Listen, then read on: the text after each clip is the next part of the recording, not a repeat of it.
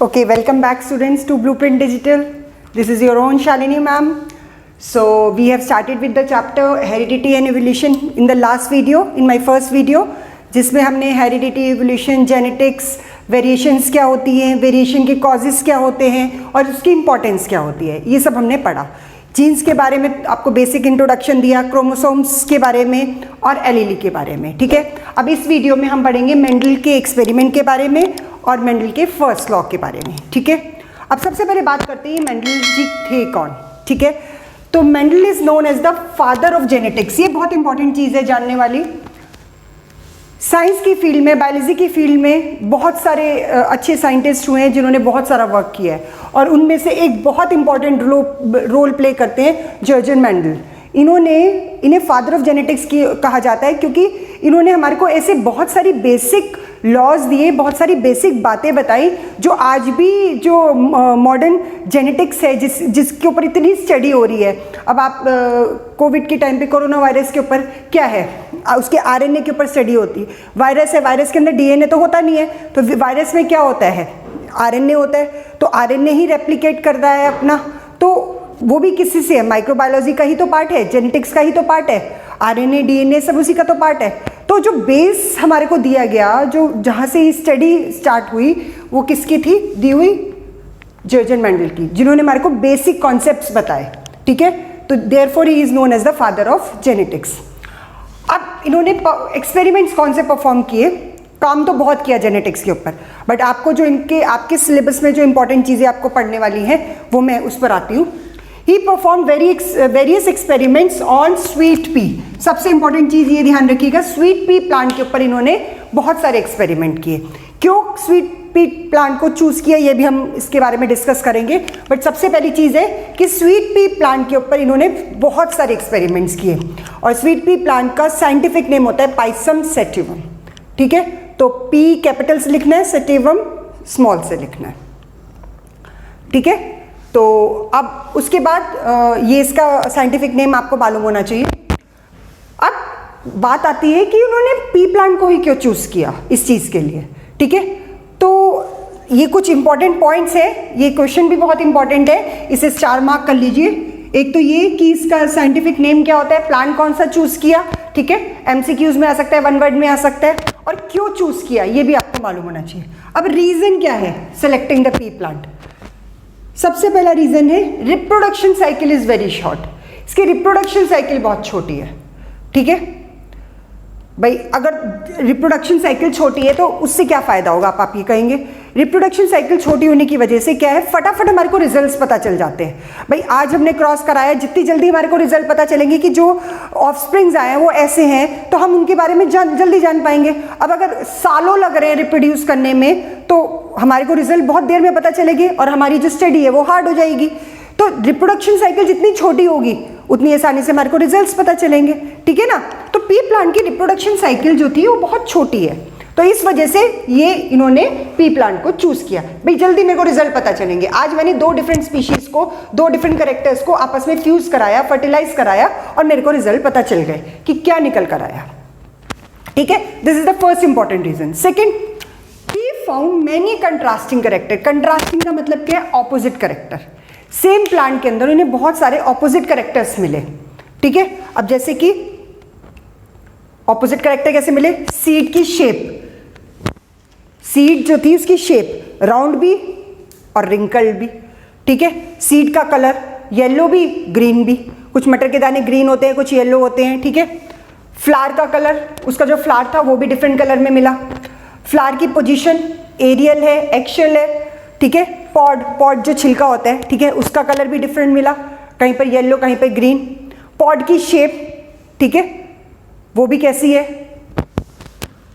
Stem की height, ये बहुत इंपॉर्टेंट फैक्टर था जो आप स्टडी ही करोगे स्टेम की हाइट के बारे में, कि प्लांट टॉल है ये शॉर्ट है, तो उसके ऊपर भी। तो एक ही प्लांट के अंदर जब उन्हें इतने सारे कैरेक्टर्स मिल गए तो उन्हें किसी और प्लांट को लेने की जरूरत ही नहीं पड़ी। भाई आपको पढ़ना है कि आपको अगर एक नोटबुक के अंदर ही, अगर एक बुक के अंदर ही सारा सिलेबस मिल जाए, सारे इंपॉर्टेंट चैप्टर्स मिल जाएं, तो आप 10 बुक्स क्यों छानोगे। सही बात है ना। अगर आपको एक ही बुक में सारे चैप्टर अच्छी तरीके से मिल रहे हैं, ठीक है, जैसे अगर आपको मेरी वीडियो से सब कुछ समझ में आ रहा है तो आप YouTube में जाके 10 वीडियोस और क्यों छानोगे या 10 बुक्स और क्यों पढ़ोगे? आपको तो सारे कॉन्सेप्ट क्लियर हो रहे हैं, ठीक है ना। तो इसी तरीके से उनको पी प्लांट के अंदर ये सारे कंट्रास्टिंग कैरेक्टर एक ही जगह पे मिल गए। सीड की शेप, सीड का कलर, वाटर फ्लावर का कलर, फ्लावर की पोजीशन, पॉट का कलर, पॉट की शेप, स्टेम की हाइट, जिसके ऊपर तो अभी हम पढ़ेंगे, तो उन्हें किसी और प्लांट की जरूरत ही नहीं पड़ी। तो उन्होंने सारी रिसर्च इसलिए पी प्लांट के ऊपर करी। Third important, self fertilising. ये अपने आप फर्टिलाइज कर जाता था, कुछ करना ही नहीं पड़ता था, मेहनत ही नहीं करनी पड़ती थी। It was a self fertilising plant, ठीक है।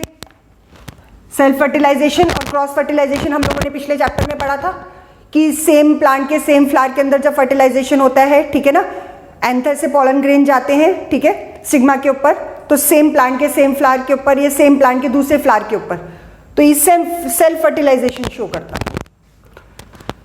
देन इजी टू कल्टीवेट, कोई ज़्यादा हमारे को एक्स्ट्रा कंडीशंस नहीं देनी पड़ती थी कि एक्स्ट्रा फर्टिलाइजर्स दे रहे हैं, ये एक्स्ट्रा टेम्परेचर चाहिए, ये एक नॉमिनल कंडीशन के अंदर ये फर्टिलाइज कर जाते हैं, ठीक है, ग्रो कर जाते हैं, कल्टीवेट कर जाते हैं। तो हमारे को एक्स्ट्रा इनके साथ मेहनत नहीं करनी पड़ी, तो इसलिए उन्होंने ये कहा भाई कि कुछ मेहनत ही नहीं करनी पड़ी, कुछ एक्स्ट्रा मेरे को इसके साथ एफर्ट नहीं करने पड़े कि हाँ इसका ऐसे ध्यान रखो वैसे ध्यान रखो, आसानी से ये कल्टीवेट करता था, ठीक है। Then flowers of the pea plant are bisexual. अब बाइसेक्सुअल और यूनिसेक्सुअल फ्लावर्स कैसे होते हैं ये हम लोगों ने रिप्रोडक्शन वाले चैप्टर में पढ़ा था, फिर से याद दिला रही हूँ।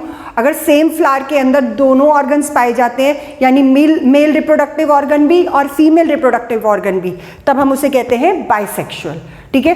बट अगर फ्लावर के अंदर एक ही टाइप का ऑर्गन पाया जाता है, या तो मेल, ठीक है, स्टेमन, या फिर फीमेल कार्पल, तो हम उसको यूनिसेक्सुअल कहते हैं, ठीक है ना।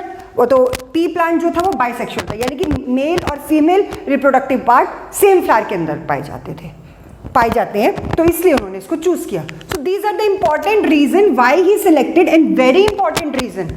तो इससे इनकी रिसर्च में इन्हें बहुत हेल्प मिली कि इन्हें बार बार किसी और प्लांट के लिए सर्च नहीं करना पड़ा। भाई रिप्रोडक्शन साइकिल छोटा है, फटाफट रिजल्ट मिला, फिर बहुत सारे कंट्रास्टिंग कैरेक्टर्स थे जिनको हम स्टडी कर सकते थे, फिर सेल्फ फर्टिलाइजिंग था, easy to cultivate था, no special conditions required, flowers of the pea plant is bisexual, दोनों reproductive organ same plant के अंदर पाए गए, तो इसलिए उन्होंने pea plant को select किया।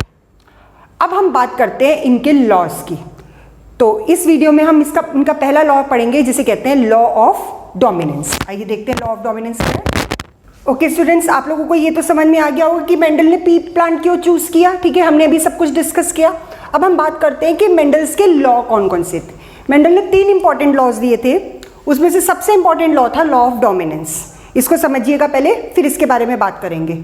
और ये लॉ प्रूव करने के लिए अब भी आ जाता है आपके एनसीईआरटी में, बहुत इंपॉर्टेंट क्वेश्चन है, so mark it very important, star mark कर लीजिए आप इसको, ठीक है। सो स्टार मार्क करिए लॉ ऑफ डोमिनेंस। अब लॉ ऑफ डोमिनेंस है क्या? इन हेट्रोजाइगस इंडिविजुअल, हेट्रोजाइगस मैंने आपको बताया था जिसमें दोनों एलीलीज अलग अलग होते हैं, ठीक है। इन heterozygous individual a character is represented by 2 contrasting factor. अब जब हेट्रोजाइगस इंडिविजुअल होगा, मतलब कि जिसमें दोनों एलीलीज, एक सपोजिंगली मैंने आपको दिखाया था ना, एक ऐसे है और एक ऐसे है, जिसमें दोनों एलीलीज, ठीक है, 2 कंट्रास्टिंग फैक्टर्स को बता रहे हैं। अब ये बता रहा है टॉल को और ये बता रहा है ड्वार्फ को, ठीक है। हेट्रोजाइगस इंडिविजुअल के अंदर, this is an heterozygous individual जिसमें दोनों एलीलीज कंट्रास्टिंग फैक्टर्स को रिप्रेजेंट कर रहे हैं, ठीक है, आउट ऑफ 2 एलीलीज। अब इन 2 एलीलीज में से एक जो है अपने आप को शो करेगा, उसे हम कहते हैं डोमिनेंट, और एक अपने आप को हाइड करेगा, उसे हम कहते हैं recessive. This is law of dominance. फिर से समझिएगा, एक हेट्रोजाइगस इंडिविजुअल के अंदर जो 2 कंट्रास्टिंग फैक्टर्स हैं, कैरेक्टर्स तो क्या हो गए, हाइट, ठीक है। अभी जो 2 कंट्रास्टिंग फैक्टर्स हैं, एक हो गया टॉल, एक हो गया ड्वार्फ, ठीक है, इसमें से एक अपने आप को रिप्रेजेंट करेगा, एक अपने आप को हाइड करेगा। जो अपने आप को रिप्रेजेंट करेगा उसे हम कहते हैं डोमिनेंट, और जो अपने आप को हाइड करेगा उसे हम कहते हैं रिसेसिव, ठीक है। अब जो अपने आप को शो कर रहा है, जो अपने आप को रिप्रेजेंट कर रहा है, ठीक है, अब वो कौन सा है, टॉल। अब ये हाइड कर रहा है, रिप्रेजेंट कर रहा है, इसको मैं आपको बताती हूँ। फॉर एग्जाम्पल, एक चाइल्ड है, ठीक है, उसकी मदर की आइज ब्राउन है और फादर की आइज ग्रे है। अब जो चाइल्ड है, ठीक है, उसमें जो उसकी आइज है वो ग्रे आ गई, ठीक है, ग्रे वो फादर के करेक्टर आ गए। तो अब एक एलईली में तो वो भी गई होंगी और एक एलईली में ब्राउन आइज भी गई होंगी, पर शो किसकी करी? फादर की। वो तो जिस करेक्टर ने अपने आप को शो किया, आइज के कलर के करेक्टर में जिस फैक्टर को शो किया, कौन सा फैक्टर शो किया? ग्रे आइज वाला, ठीक है ना। तो आइज क्यों आई? क्योंकि उसने अपने आप को, उसकी आइज हमारे को कैसे दिखाई दे रही है? ग्रे दिखाई दे रही है, तो उसने अपने आप को दिखा दिया। और जो वो ब्राउन आइज वाला जो एलईली था वो हाइड हो गया, वो हमें दिखाई नहीं दे रहा। हो सकता है वो अगली किसी जनरेशन में अपने आप को शो कर दे कि आने वाली जनरेशन में जो बच्चे आ रहे हैं उनके कलर्स वो हो जाए। तो अब दो डिफरेंट करेक्टर्स आए। कौन कौन से डिफरेंट करेक्टर वो आए? सॉरी, करेक्टर तो कलर हो गया, यहाँ पर करेक्टर क्या हो गया? कलर ऑफ द आई। अब फैक्टर्स क्या हो गए? एक हो गया ग्रे आइज और एक हो गया ब्राउन आइज। ब्राउन आइज किसकी थी? मदर की। और ग्रे आइज किसकी थी? फादर की। बट जो चाइल्ड था उसकी कैसी आई? Grey eyes. तो कौन से करेक्टर ने अपने कौन से फैक्टर ने अपने आप को शो करा? ग्रे आइज वाले फैक्टर ने अपने आप को शो करा। और जो ब्राउन आइज वाला फैक्टर था वो हाइड हो गया, ठीक है ना। तो यहाँ पर डोमिनेंट कौन सा हुआ? ग्रे। और हाइड कौन सा हुआ? ब्राउन, ठीक है ना। तो इस तरह से हम उसको डोमिनेंट और रिसेसिव करते हैं। तो जो नेक्स्ट जनरेशन के अंदर जो ऑफस्प्रिंग आ रहा है, जो करेक्टर अपने आप को, जो फैक्टर अपने आप को शो कर रहा है वो तो हो गया डोमिनेंट, और जो अपने आप को हाइड कर रहा है वो हो गया। तो एलईली में से एक अपने आप को शो करेगा, वो डोमिनेंट हो गया। डोमिनेंट किसको कहते हैं? जो दूसरे को दबा देता है, ठीक है ना। तो जो अपने आप को शो कर रहा है दूसरे को दबा रहा है वो हो गया डोमिनेंट, और जो हाइड हो जाता है, बेचारा छिप जाता है, वो रिसेसिव। बात समझ में आई? तो इस लॉ को, मेंडल के लॉ को प्रूव किया गया मोनोहाइब्रिड क्रॉस की हेल्प से। तो जब भी आपको क्वेश्चन आता है एग्जाम के अंदर कि proof Mendel's law of dominance और लॉ ऑफ इनहेरिटेंस का डोमिनेंस वाला लॉ प्रूफ करिए, तो आपको ये मोनोहाइब्रिड क्रॉस दिखाना है। और अगर आपसे ये क्वेश्चन पूछा जाता है कि मोनोहाइब्रिड क्रॉस कौन से वाले उसके लॉ को वो करता है, देन लॉ ऑफ डोमिनेंस। तो दोनों आपको कोरिलेट करके चलना है। लॉ ऑफ डोमिनेंस पूछा जाता है तो मोनोहाइब्रिड क्रॉस दिखाना है। मोनोहाइब्रिड क्रॉस कौन से लॉ को वो करता है, रिप्रेजेंट करता है? लॉ ऑफ डोमिनेंस को। Is it clear? तो इस तरीके से हम इनको कोरिलेट करके चलेंगे। तो यहां तक की बात आप लोगों को समझ में आ गई कि हेटेरोजाइगस इंडिविजुअल के अंदर जो करेक्टर्स होते हैं वो दो एलीलीज से रिप्रेजेंट होते हैं। एक एलीली अपने आप को शो करेगा, एक एलीली अपने आप को हाइड करेगा। तो जो एलीली अपने आप को शो कर रहा है वो हो गया डोमिनेंट, और जो हाइड कर रहा है वो हो गया रिसेसिव। जो डोमिनेंट वाला होता है वो किससे रिप्रेजेंट किया जाता है? कैपिटल वाले से। तो अगर हमारे को कभी भी देखना है कि इसमें डोमिनेंट, अब आप यही क्वेश्चन आपके मन में आ रहा होगा कि हमें कैसे पता है कि डोमिनेंट कौन सा और रिसेसिव कौन सा है? तो जो कैपिटल लेटर में शो किया जाता है, कैपिटल अल्फाबेट से शो किया जाता है, वो हमेशा डोमिनेंट होगा, और जो स्मॉल अल्फाबेट से शो किया जाता है वो हमेशा रिसेसिव होगा। तो चलिए मोनोहाइब्रिड क्रॉस को समझने की कोशिश करते हैं। ये बहुत इंपॉर्टेंट क्रॉस है, ठीक है, अक्सर आ जाता है, पूछा जाता है, और देखते हैं इसको। तो हमने जो मेंडल था उसने क्या करा, उसने दो तरह के प्लांट्स लिए, पी प्लांट लिए। एक टॉल लिया जिसकी हाइट अच्छी थी, और एक लिया डॉफ। उनके फ्लावर्स को आपस में क्रॉस पॉलिनेट करा दिया, ठीक है, सेल्फ पॉलिनाइजेशन हो ही रही थी। तो एक टॉल के एक डॉफ को क्रॉस पॉलिनेट कराया। अब टॉल को हमने रिप्रेजेंट किया कैपिटल टी से एक, और डॉफ को हमने रिप्रेजेंट किया स्मॉल टी से, ठीक है। एलिलीज मैंने आपको बताया था कि पेयर में चलते हैं। तो सबसे पहले हमारे को क्या दिखाना है? पेरेंट। तो पेरेंट क्या होगा? एक टॉल था, एक डॉफ था। अब उनके गैमीट्स कैसे निकल कर आए पेरेंट के? कैपिटल टी टॉल के, डॉफ के स्मॉल टी। अब F1 जनरेशन, फिलेलियल जनरेशन, ठीक है, जब क्रॉस ओवर कराने के बाद जो पहली जनरेशन आती है उसे हम कहते हैं F1 जनरेशन, फिलेलियल 1 जनरेशन, ठीक है। तो फिलेलियल 1 जनरेशन के अंदर हमने ऑब्जर्व किया, अब मैं इसको दिखा देती हूँ कैसे करा था हमने cross. This is capital T, आप ऐसे भी करके देख सकते हो तो आपको समझ में आ जाएगा, ठीक है। हमने ऐसे क्रॉस कराया, एक तरफ हमने ये वाले गैमीट्स रख दिए, एक तरफ हमने डॉफ के गैमीट्स रख दिए। तो जब इस कैपिटल टी को इससे रिप्रेजेंट किया तो हमारा बना, इसको हमने इससे रिप्रेजेंट किया, इसको हमने इससे क्रॉस कराया, इसको हमने इससे क्रॉस कराया, तो हमारे क्या निकल कर आया? Capital T small T, capital T small T, capital T small T, capital T small T. मैंने आपको यहाँ पर बताया था कि जो भी डोमिनेंट एलीली होता है वो किससे रिप्रेजेंट किया जाता है? कैपिटल लेटर से। तो यहाँ पर कैपिटल लेटर किसको रिप्रेजेंट कर रहा है? टॉल को रिप्रेजेंट कर रहा है। तो F1 जनरेशन के अंदर जितने भी प्लांट्स निकल कर आए वो कैसे निकल कर आए? टॉल, ऑल टॉल प्लांट्स, ठीक है। चाहे हमने उसकी क्रॉसिंग ओवर ड्वार्फ प्लांट के साथ करा ली थी, पर डोमिनेंट कौन से निकल कर आए? टॉल, ठीक है ना। तो यहाँ पर डोमिनेंट क्या हो गया? टॉल हो गया सारे टॉल प्लांट्स, क्योंकि इनका ये वाला जीन्स तो हाइड हो गया, ठीक है ना। तो सारे जितने भी जनरेशन के अंदर प्लांट्स निकल कर आए सारे टॉल प्लांट्स थे। अब इसने कहा ये तो भैया चेक करना पड़ेगा। फिर इसने क्या करा, इन्हीं दो प्लांट्स को जो रिजल्ट में निकल कर आए थे इनको आपस में क्रॉस करा दिया, ठीक है। तो सेल्फ क्रॉसिंग करा दी इनकी। तो नेक्स्ट स्टेप इसने क्या करा? सेल्फ क्रॉसिंग करा दी, किसकी? इनकी और इनकी।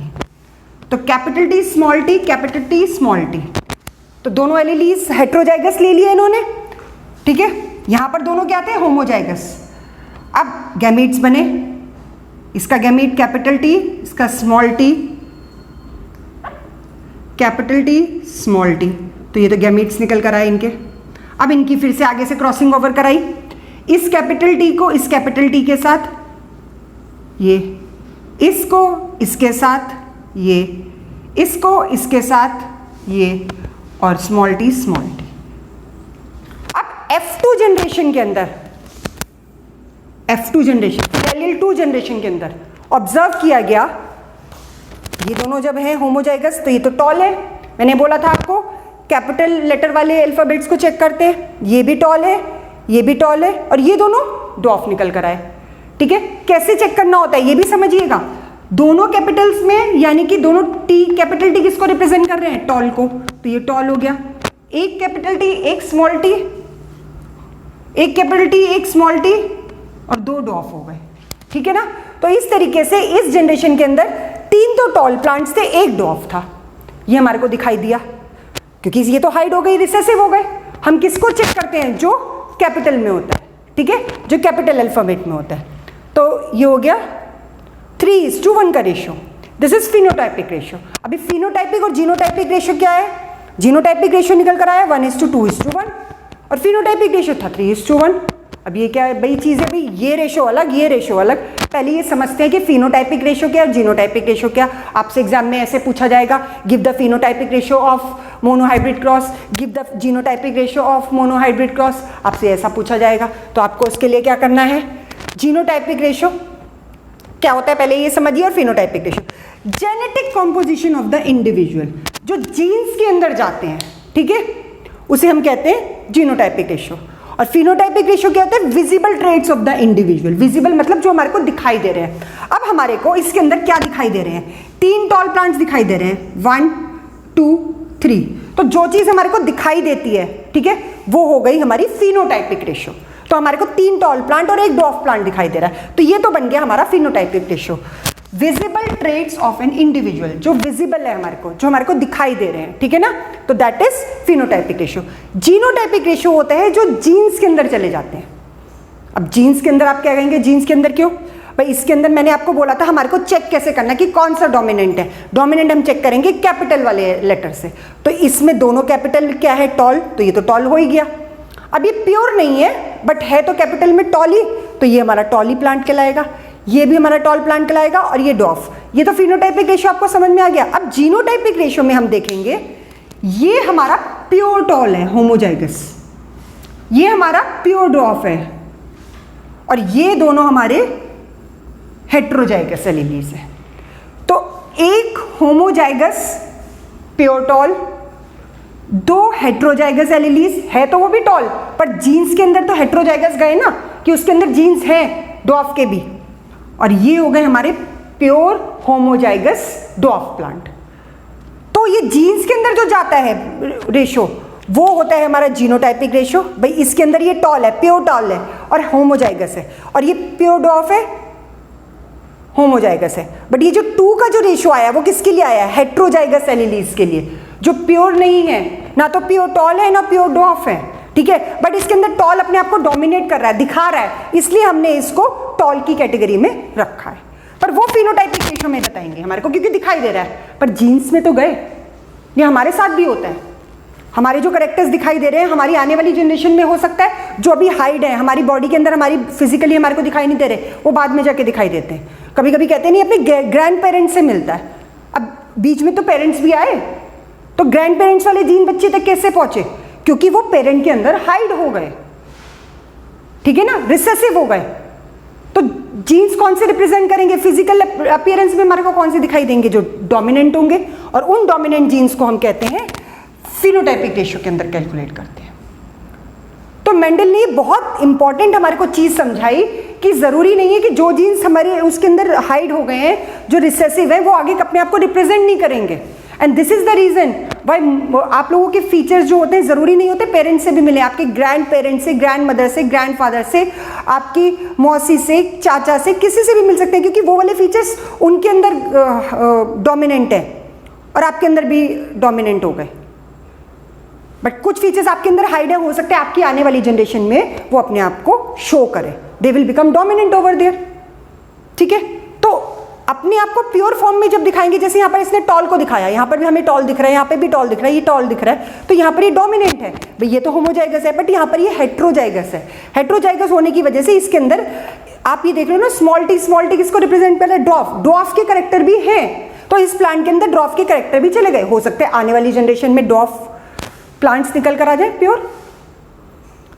सो आई होप आपको समझ में आ गया होगा फिनोटाइपिक और जीनोटाइपिक रेशियो के बीच में क्या डिफरेंस होता है, ठीक है। सो मेंडल के फर्स्ट लॉ को फिर से एक बार थोड़ा सा समझते हैं कि हेट्रोजाइगस इंडिविजुअल के अंदर, दिस इज हेट्रोजाइगस इंडिविजुअल, एक एलीली अपने आप को शो करता है, उसे हम कहते हैं डोमिनेंट, और एक एलीली अपने आप को हाइड करता है, उसे हम कहते हैं recessive. This is the law of dominance, ठीक है।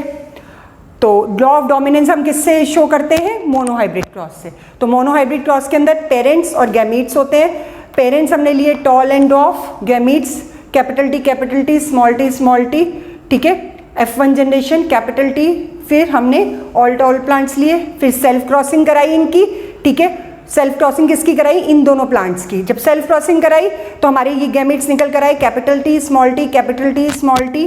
F2 जनरेशन के अंदर ऑल टॉल प्लांट्स 3:1 का रेशियो निकल कर आया। फिनोटाइपिक रेशियो मैंने आपको बताया, जो विजिबल ट्रेट्स होते हैं, जो हमारे को दिखाई दे रहे हैं, ठीक है। और फिर 1:2:1 का हमारे को जीनोटाइपिक रेशियो दिखाया, जो जीन्स के अंदर चलता है, ठीक है। सो अगर आपको कभी भी मोनोहाइब्रिड क्रॉस एक्सप्लेन करने के लिए आता है तो it is related to law of dominance, और लॉ ऑफ डोमिनेंस एक्सप्लेन करने के लिए आता है तो you have to give the monohybrid cross, ठीक है। मेंडल्स के दो लॉज और हैं, लॉ ऑफ सेग्रीगेशन और लॉ ऑफ इंडिपेंडेंट असॉर्टमेंट, वो मैं आपको अपनी नेक्स्ट वीडियो के अंदर बताऊंगी, ठीक है। आई होप आपको ये लॉ ऑफ डोमिनेंस समझ में आ गया होगा, ठीक है। तो अब मैं नेक्स्ट वीडियो में अपने बाकी के इसके जो इनके दो लॉज थे वो लेकर आऊँगी, ठीक है। कोई भी क्वायरी हो प्लीज़ आप मेरे को कमेंट सेक्शन के अंदर लिख कर भेज सकते हैं, ठीक है। और secondly, if you like the video, please like it, share it with your friends. Okay, goodbye, have a nice time, take care of yourself.